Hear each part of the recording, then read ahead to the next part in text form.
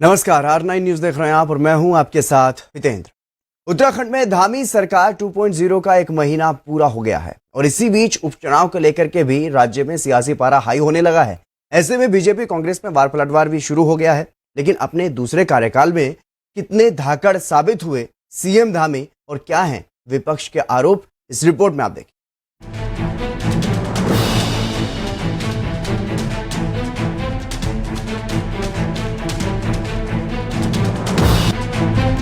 धामी सरकार 2.0 का एक महीना, कितने धाकड़ साबित हुए सीएम धामी। पुष्कर सिंह धामी, धामी की धूम कहिए या पुष्कर की फायर, इसी नाम के सहारे राज्य में कई मिथक टूटे और इसी का इनाम भी सीएम धामी को मिला। खटीमा सीट से चुनाव हारने के बावजूद फिर से मुख्यमंत्री बनने में सफल रहे। दूसरी बार सीएम बनते ही काफी सक्रिय भी दिखाई दिए। अपने यूनिफॉर्म सिविल कोड के वादे पर काम शुरू किया। वृद्धजनों की पेंशन के लिए भी बड़ा फैसला लिया, जिसके बाद पूर्व सीएम और कांग्रेस के वरिष्ठ नेता हरीश रावत ने भी सीएम धामी की तारीफ की। चारधाम यात्रा पर भी सरकार का काफी फोकस दिखाई दे रहा है। लगातार बैठकें हो रही हैं। इसके अलावा अधिकारियों पर भी सीएम धामी काफी सख्त दिखाई दिए। लगातार तबादले भी देखने को मिले। इस बीच उपचुनाव के लिए भी तैयारी लगभग पूरी हो चुकी है। चंपावत सीट से विधायक कैलाश चंद्र गहतोड़ी का इस्तीफा भी हो चुका है। सीएम जहां भी जा रहे हैं बड़ी बड़ी घोषणाएं कर रहे हैं,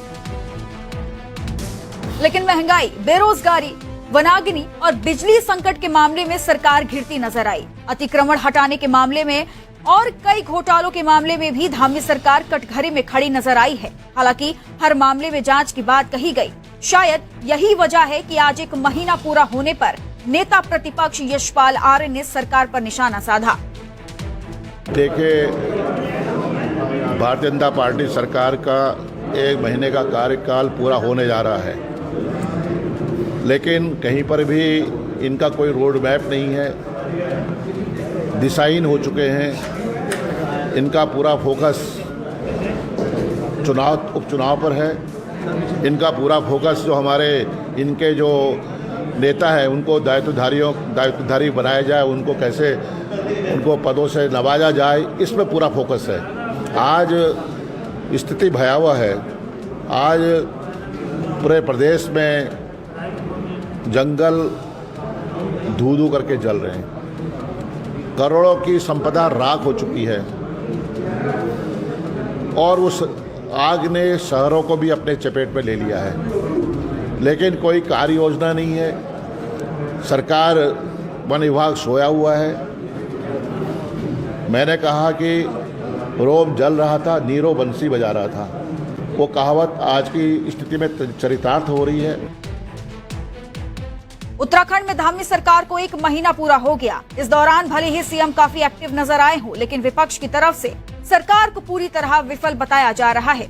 विपक्ष की तरफ से आरोप लगाया गया है कि सीएम धामी का फोकस सिर्फ उपचुनाव पर है।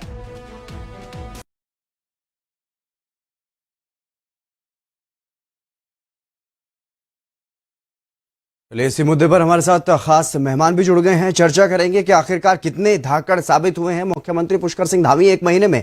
अमरजीत सिंह हमारे साथ जुड़ गए हैं कांग्रेस से और विनय गोयल जी हमारे साथ भारतीय जनता पार्टी से जुड़ गए हैं। आप दोनों मेहमानों का स्वागत है R9 न्यूज पर। विनय जी, सबसे पहले मैं आपके पास ही आऊंगा। क्या कुछ उपलब्धियां आपको दिखाई दे रही हैं अपनी सरकार की एक महीने में? देखिए, जिस प्रकार से पुष्कर सिंह धामी जी ने अपनी ये दूसरी पारी बिल्कुल धाका के तरीके से प्रारंभ की है। उन्होंने जो चुनाव से पहले घोषणा की थी कि हम उत्तराखंड में यूनिफॉर्म सिविल कोड लागू करेंगे, उसके लिए एक कमेटी बनाएंगे, उसको उन्होंने प्रारंभ कर दिया है। एक कमेटी के गठन का काम प्रारंभ कर दिया है। जो वृद्धावस्था पेंशन पहले केवल परिवार में पति या पत्नी में से किसी एक को मिलती थी, वो दोनों को मिलनी प्रारंभ हो गई है। इसके साथ साथ जो हमारे स्वच्छकर्मी थे उनका मानदेय बढ़ाया गया है और अनेकों इस तरह के काम, और जो पेंशन भी की राशि भी बढ़ाई गई है। तो मुझे लगता है कि एक माह के से भी कम के समय में इतनी उपलब्धि, मुझे लगता है कि एक अच्छी शुरुआत है और एक अच्छे उत्तराखंड में जिस प्रकार से हम लोग काम कर रहे हैं उसका परिणाम आपके सामने रख रही है। अमरजीत सिंह जी, आपको क्या लगता है, संतुष्ट हैं एक महीने की सरकार ने जो उपलब्धियां बताई हैं आपको? देखिए, आपने जब सवाल करा तो उन्होंने केवल गोयल साहब ने वही बताया आपको जो कि आपकी रिपोर्ट में 2 शब्द चल रहे थे हम्म। कि भाई वृद्धा पेंशन, और एक उन्होंने बताया कि क्या था मुद्दा आपने, मैं भूल गया। लगातार क्योंकि जिस तरीके से कुल यूनिफॉर्म मिलाकर सिविल के कोड मतलब को वही लेकर के 2 चर्चा मुद्दे चल उन्होंने रही है, उठा दिए। वृद्धावस्था पेंशन को उनसे लेकर के बातें हो पूछे रही हैं। 1 महीना हम्म। आज 1 महीना पूर्ण हो गया है, हम्म। तो अगर शायद गोयल साहब को नहीं पता तो मैं बता देता हूँ क्या उपलब्धियां रही। हम्म। 23 मार्च को उनकी सरकार बनी। 23 मार्च को बनते ही इन्होंने जो है उत्तराखंड की जनता को 50 रुपए सिलेंडर बढ़ा करके जो गिफ्ट दिया वो जनता देख रही है। उसके बाद लगातार पेट्रोल की कीमतों में तमाम वृद्धि, उसके बाद सब्जी फल ये सब जो लगातार वृद्धि होती रही, जो लोगों की थाली से इन्होंने अन्न छीनने का काम किया, वो भी इनको बताना चाहिए जो 1 महीने में हुआ। ये उससे चुनाव के दिनों में कुछ नहीं हुआ, ये सिर्फ चुनाव जीतने के बाद की बात बता रहा हूं मैं, केवल 1 महीने की जो बिटवीन द हुआ है।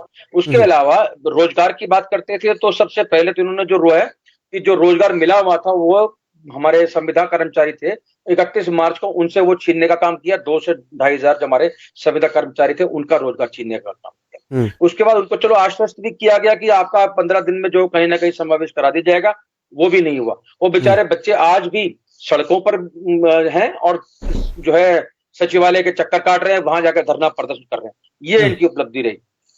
उसके अलावा और उपलब्धि मैं बता देता हूं आपको, सहकारिता विभाग में जिस प्रकार के घोटाले सामने आए और इनाम स्वरूप उन्हीं को विभागीय मंत्री बनाया गया, उन्हीं अधिकारियों को जिम्मेदारी दी गई और वही आज जांच कर रहे हैं। ये उपलब्धि जो 1 महीने की रही। उसके अलावा जो इनके कार्यकाल में के मंत्री थे, जो तथागत सुगत रावत जी थे, इनके सब सरकार में थे, तब तक तो उनको कोई भ्रष्टाचार नजर नहीं आया। जब उन्होंने भारतीय जनता पार्टी छोड़ी और कांग्रेस की तरफ रुख किया तो इनको तमाम वो घोटाले भी नजर आने लग गए। तो अब इनसे पूछे, ये तो केवल और केवल उपलब्धियां हैं। उसके अलावा बिजली का ये हाल है, पूरे प्रदेश में इस वक्त बिजली नहीं है। तमाम उद्योगपति वो सरकार से गुहार लगा रहे कि सरकार बिजली दे, नहीं तो वो जो है उत्तराखंड छोड़ने के लिए विवश हो जाएंगे। ये उपलब्धि है इनकी। किस प्रकार से उत्तराखंड जल रहा है पूरा, आप देखिए तमाम पहाड़ों पे हर जगह आपको अग्नि नजर आ रही है, हर तरफ आग लगी पड़ी, जंगलों में आग लगी पड़ी। सरकार का कोई ध्यान नहीं, सरकार का ध्यान केवल इस पर, केवल ये है कि हमारी सरकार किस प्रकार से हमारे मंत्री खुश रहें, किस प्रकार से दिल्ली वालों को खुश करें, किस प्रकार से फूलों गुलदस्ते लेते रहें, देते रहें। अब इनका जो नया लक्ष्य जो अभी 1 महीने बाद शुरू होने जा रहा है वो ये है कि मैं अपना चुनाव किस प्रकार से जीतूं। उत्तराखंड की जो बदहाल व्यवस्था है उसको सुधारने में इनका रुचि में कहीं लगती नहीं है। उसके अलावा आप देखिए 4 धाम यात्रा का जो अगर हाल है, 4 धाम यात्रा का आज ही जो है इनके पर्यटन मंत्री जो है वो मीटिंग ले रहे थे, तो वहां पर भी वो नाराज हुए क्योंकि जो वहां की व्यवस्था है, शुक्र है मुझे इनको एहसास हुआ इस बात का कि हम कोई बैठक लें, और उस बैठक में ये निकल के आया कि स्थिति बहुत खराब है 4 धाम यात्रा को लेकर के, और डांट डपट हुई तो वहां से अधिकारी उठकर मीटिंग चले गए। ये इनका कमांड है अधिकारियों के ऊपर, आप समझ सकते हैं। ये इनकी महीने की उपलब्धियां रही। और अब जो यात्रा शुरू होनी भी है वहां पर आप देखिए 40 से 50 करीबन डेंजर जोन है, जो कि ये ऑल वेदर रोड के कारण डेंजर जोन बने हुए हैं। अब एक बरसात आई या मौसम ने हल्का से करवट ली, उसका जो नुकसान होगा उस पर इनकी कोई चिंता नहीं है, क्या तैयारी है कोई नहीं जानता। ये तो हाल है इस महीने की, जो 1 महीने की सरकार का। बिल्कुल जान लेते हैं, चुनाव कैसे जीतना है इस पर फोकस है, और विनय गोयल जी ने इन पर कोई चर्चा नहीं करी। पीने को उत्तराखंड में पानी नहीं है, किसान जो है बदहाल हैं, उनके पास ट्यूबवेल में चलाने की बिजली होगी तो पानी आएगा, पानी लगेगा तो फसल उगेगी, उस पर कोई ध्यान नहीं। केवल और केवल अपने वोट कैसे बटोरने हैं इस पर इनकी चिंता है, और कोई चिंता नहीं। विनय गोयल जी, तमाम सवाल हैं और आपने अच्छे से सुना कि किस तरीके से किन परिस्थितियों में उत्तराखंड में क्या कुछ परिस्थितियां फिलहाल बनी हुई हैं। लेकिन जो दिखाई दे रहा है, आरोप विपक्ष का सीधा सीधा यही है कि आपका फोकस सिर्फ और सिर्फ उपचुनाव पर बना हुआ है। चाहे उत्तराखंड पूरा जल जाए, क्योंकि बस्तियों तक, जहां पर स्थानीय लोग जो बसते हैं, वहां तक आग अगर पहुंच रही है, पीने के पानी की व्यवस्था के लिए अगर क्या कुछ बुरा हाल है, जो तस्वीरें सामने आ रही हैं वो सब सामने है। और किस तरीके से आपकी सरकार गिरती हुई नजर आई पिछले दिनों, वो भी आपने देखा ही होगा। विनय जी देखिए, अगर किसी दल को और किसी दल के नेता को अगर केवल और केवल रुदाली गैंग का सदस्य शौक चढ़ गया हो तो उसका कोई इलाज नहीं किया जा सकता। इनके राष्ट्रीय नेतृत्व से लेकर प्रदेश नेतृत्व और स्थानीय स्तर तक केवल और केवल हर नेता केवल और केवल इसी प्रकार की नकारात्मक बातें करके और जनता के सामने ऐसा चित्र पेश करने का प्रयास करते हैं कि मानो देश बर्बाद हो गया, सब कुछ खत्म हो गया। लेकिन अल्टीमेटली हो क्या रहा है? कांग्रेस खत्म हो रही है। आज भी कांग्रेस में जिस ठीक है, प्रकार की विनय जी, हालत है। विनय जी, मेरी एक रिक्वेस्ट रहेगी आपसे, सीधा कांग्रेस और कांग्रेस के नेताओं को अगर आप टारगेट कर रहे हैं तो ठीक है, ये आपका राजनीतिक मसला है, एक दूसरी पार्टी पर आप निशाना साधते रहिए, तंज कसते रहिए, लेकिन आज आपका 1 महीना पूरा हो चुका है धामी सरकार को। मुझे उम्मीद है कि आप अपनी सरकार पर फोकस करेंगे कि आपकी सरकार ने क्या काम किया। और मेरा सवाल यह है कि क्या उत्तराखंड में जो स्थिति बन रही है, जो वनों में आग लगी हुई है, उसकी रोकथाम के लिए आपने क्या किया और कितना जंगल अब तक जल चुका है, कितनी घटनाएं सामने आ चुकी है, बस इसका जवाब दीजिए। नहीं, देखिए, मुझे लगता है कि जिस प्रकार से कोई जंगल, जहां तक जंगल में आग लगने की समस्या है, ये हमारे यहाँ जो 71% वन क्षेत्र है हमारे यहाँ, और इस प्रकार की घटनाएं हमारे प्रदेश में होती है और उसका समाधान भी किया जाता है।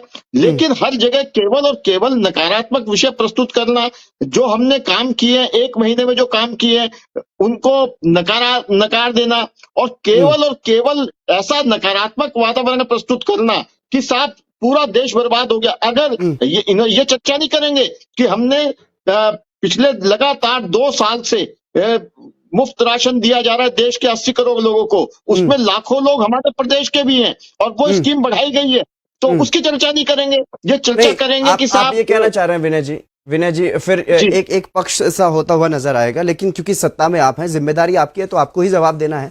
जो जनता है उत्तराखंड की, वो आपकी तरफ ही एक बार फिर से रुझान दिखाया और विश्वास आप पर जताया, भरोसा जताया, और इसीलिए आप एक बार फिर से सत्ता में हैं, तो जवाब आपको ही देना पड़ेगा। जितनी जो स्थिति बनी हुई है जंगल के मामले में, आपको सीधा सटीक जवाब देते हुए नजर नहीं आए। ये कह रहे हैं कि हर बार जंगलों में आग लगती है, लेकिन उसका इंतजाम क्यों नहीं किया जा रहा? विपक्ष की तरफ से मांग की जा रही है। पिछले साल भी हमने देखा किस तरीके से जंगल में आग लगी, वायुसेना की मदद भी लेनी पड़ी थी, हेलीकॉप्टर से आग बुझाने का काम किया गया था। लेकिन इस बार अभी तक जो स्थिति देखने को मिल रही है, ऐसा लग ही नहीं रहा कि सरकार इस मामले को लेकर के गंभीर है। और दूसरी बात, जिस तरीके से पानी का संकट, बिजली का संकट बना हुआ है, लगातार इस तरीके के संकट जिनसे दो चार होना पड़ रहा है जनता को, ये दिखाई नहीं दे रहा आपको? देखिए, सिर्फ यही कहेंगे कि सिर्फ वृद्धावस्था पेंशन बढ़ा दी गई, यूनिफॉर्म सिविल कोड पर कमेटी बना दी गई, मुफ्त सिलेंडर देना था, उस पर भी कोई बातचीत नहीं, कोई जवाब नहीं। अरे कैसी बात कर रहे हैं आप? अभी कल अगर आज का ही समाचार पत्र आप पढ़ें तो उसमें हमारे जो प्रदेश की खाद्य मंत्री हैं और जो हमारी समाज कल्याण मंत्री हैं, उन्होंने उनका बयान देखा, आर्य जी का बयान पढ़िए आप। उन्होंने सारी व्यवस्था उनकी बनाने के काम करना प्रारंभ कर दिया।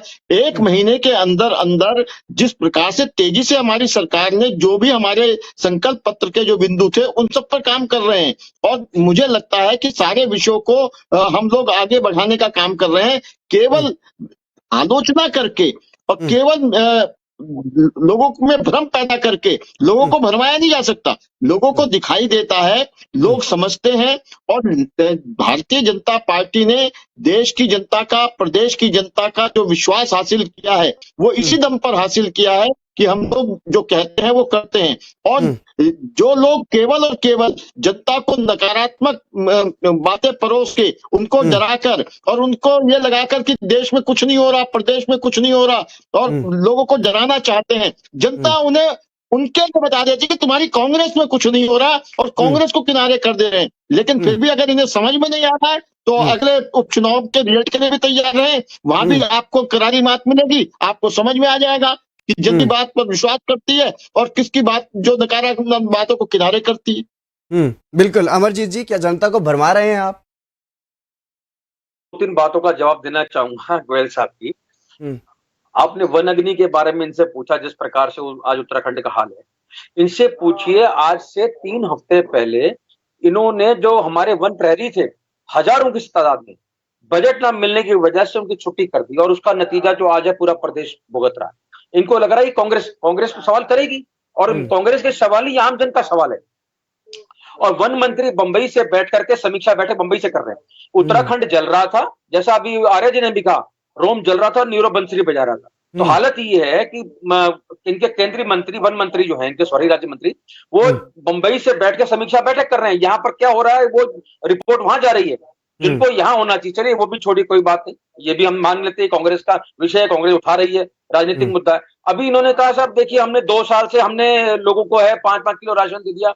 एक 150 रुपए किलो का राशन, जो रुपए का राशन आपने जनता को दिया, उसके बदले में महंगाई के तौर पर आपने कितना जनता को निचोड़ा। सब्जियों में देख लीजिए, खाद्य तेलों में देख लीजिए, पेट्रोल में देख लीजिए, गैस में देख लीजिए, कितना निचोड़ने के बाद उसको आपने केवल और केवल 5 किलो राशन पर आश्रित कर दिया। इससे अंदाजा लगाया जा सकता है कि उत्तराखंड ही नहीं, देश की जनता की क्या स्थिति है। और उसकी बात, ये तमाम जो आप सवाल उठा रहे हैं, मैं उनकी बात बता रहा हूं। और अगर कांग्रेस सवाल करती है तो कांग्रेस पर निजी हमले शुरू कर देते हैं। और रही बात चुनाव, जो आने वाला चुनाव जिसकी वो बात कर रहे हैं कि कांग्रेस का हाल क्या होगा, मैं आपको बता दूं, कांग्रेस का वहां पर पहले वोट प्रतिशत बढ़ा है, भारतीय जनता पार्टी का 12%, चंपावत में वोट प्रतिशत घटा है। और निश्चित रूप से आप चिंता न करिए, जो हाल इनका हमने खटीमा में किया था, उससे बदतर हालत जो है भारतीय जनता पार्टी की जनता भी करेगी, कांग्रेस के साथ मिलकर करेगी। उससे निश्चिंत रहें, कांग्रेस अपना बेहतरीन प्रदर्शन करके दिखाएगी इनको आने वाले समय में।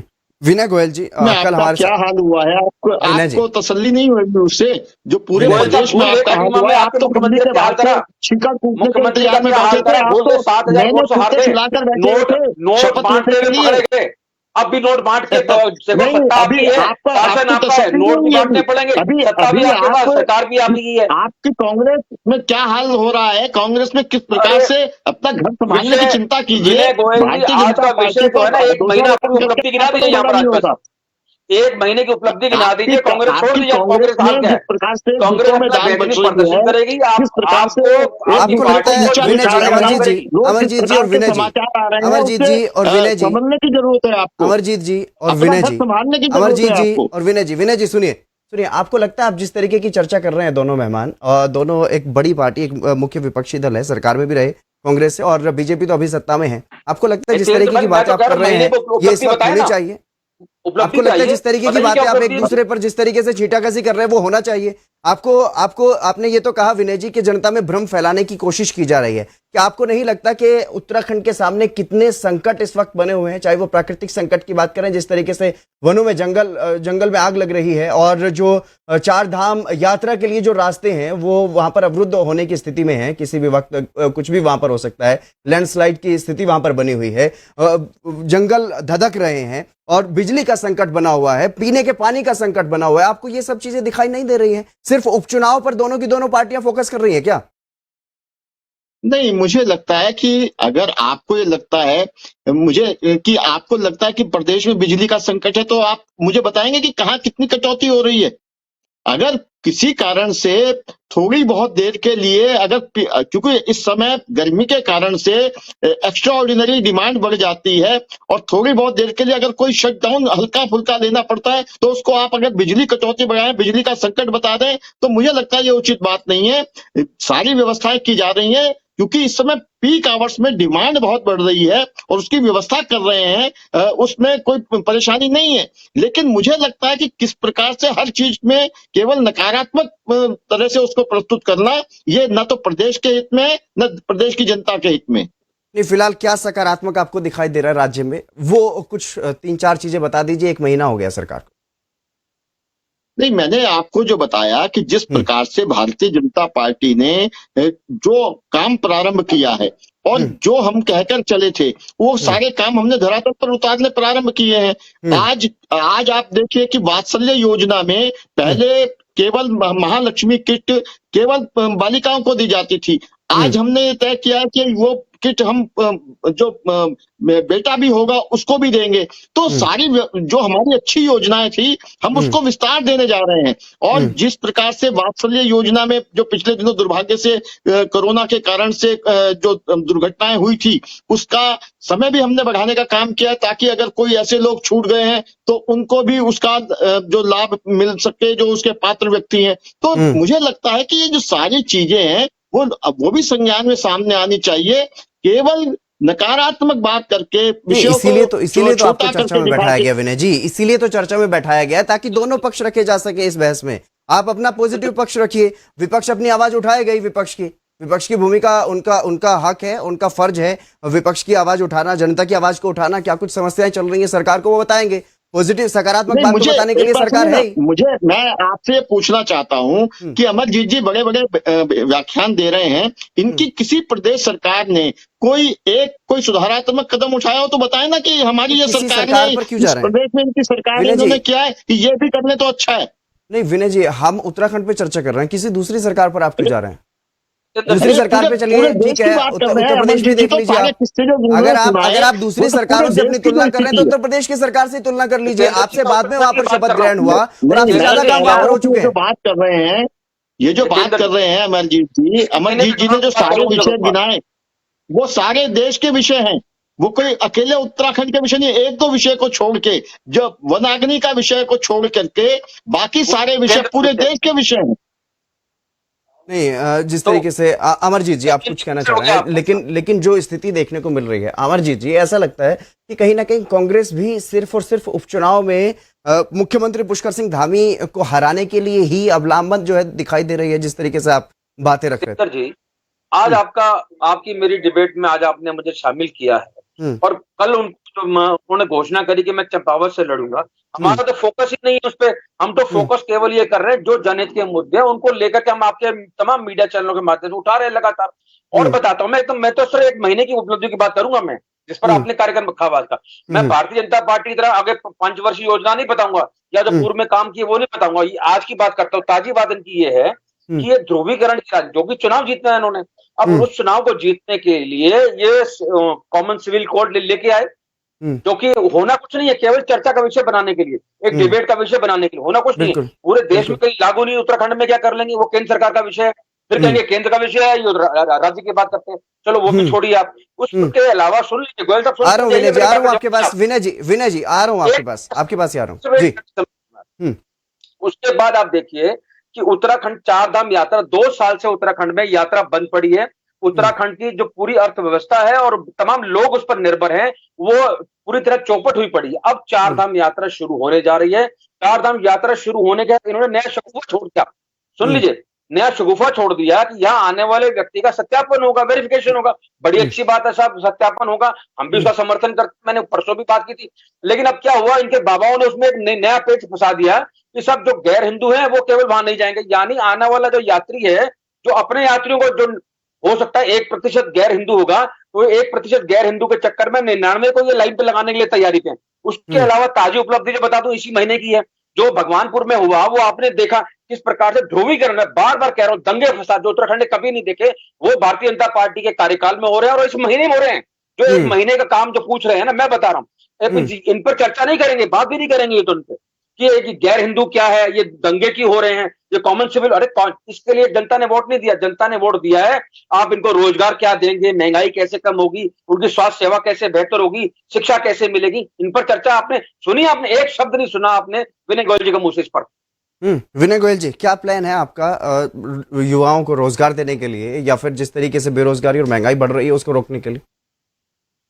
देखिए, मैंने जैसा कहा कि अगर किसी को रुदाली गैंग का सदस्य बनने का शौक हो तो उसका कुछ नहीं किया जा सकता। हर चीज में नकारात्मकता। अभी इतनी अच्छी व्यवस्था है। आपसे जो सवाल पूछा, आप ऐसे क्यों मैं बता रहा हूँ ना, समझ नहीं आता क्यों? आप सुनना चाहेंगे तो मैं बताऊंगा ना। मैं बता रहा हूँ आपको कि जो 4 धाम की यात्रा है उसके लिए व्यवस्थाएं की गई है, और अगर 4 धाम की यात्रा बिल्कुल सफलतापूर्वक हो, वहां किसी प्रकार की कोई दुर्घटना ना हो, और अगर हमारी सरकार उसका सत्यापन करना चाहती है तो उसमें भी आपत्ति खड़ा करना चाहते हैं, उसमें भ्रम पैदा करना चाहते हैं कि ये दिक्कत आएगी, वो दिक्कत आएगी। अभी यात्रा प्रारंभ नहीं हुई है, लेकिन इन्होंने भ्रम पैदा करना पहले शुरू कर दिया कि ऐसा हो जाएगा, वैसा हो जाएगा। जैसे हम एक कहानी सुनते थे ना कि मैं खेत खरीदूंगा, तुम बैल खरीदोगे, तुम्हारा बैल मेरे खेत में घुसेगा। तो इस तरह के भ्रम पैदा करना आपको लगता है विनय जी, एक ही बात है, सुनिए एक ही बात है, आपको जो गलतफहमी हो रही है शायद वो यही हो रही है कि गैर हिंदुओं के प्रवेश को लेकर के जो 1-2 साधु संतों ने जो मांग उठाई है, उस पर आप ये कह रहे हैं कि कांग्रेस भ्रम फैला रही है। तो आप साफ कर दीजिए सरकार की तरफ से कि किसी भी गैर हिंदू का सत्यापन जरूर होगा, हिंदू का भी होगा, गैर हिंदू का भी होगा, लेकिन उनको रोका नहीं जाएगा। आप साफ कर दीजिए, बात ही खत्म। मैं बता तो रहा हूँ, आप सुनेंगे ना तो आप तब समझेंगे ना बात को। मैं ये कह रहा हूँ कि जो हमारा जो यात्रा में जो आने वाले हैं, मैं बताना चाहता हूं कि 1 लाख से अधिक लोगों का केवल मई के लिए लोगों का रजिस्ट्रेशन हो चुका है। हर एक जितने भी लोगों का रजिस्ट्रेशन हुआ है उन सब लोगों को एक हैंड बैंड दिया जाएगा जिसमें कि QR कोड होगा, और उन्होंने दर्शन कर लिए हैं कि नहीं कर लिए हैं उनका पूरा रिकॉर्ड रहेगा। और ये सारी व्यवस्थाएं भूतपूर्व व्यवस्थाएं की गई हैं। तो मुझे लगता है कि वो जितने यात्रियों का रजिस्ट्रेशन हो गया है उनके पास तो पूरा रिकॉर्ड पहले से ही है। अगर कोई वहां अन्य उससे आना चाहता है तो उसकी अगर सत्यापन वहां होगा कि कोई अगर व्यापार करने के दृष्टि से या किसी और मंशा से वहां जा रहा है और उसका सत्यापन अगर कर रहे हैं तो इसमें आपत्ति क्या है इन्हें। लेकिन इन्हें तो भ्रम पैदा करना है कि साहब वहां लाइन में लगना पड़ेगा। वो तो स्वागत कर रहे हैं, आपको आपत्ति क्यों लग रही है? वो तो स्वागत कर रहे हैं इस फैसले का।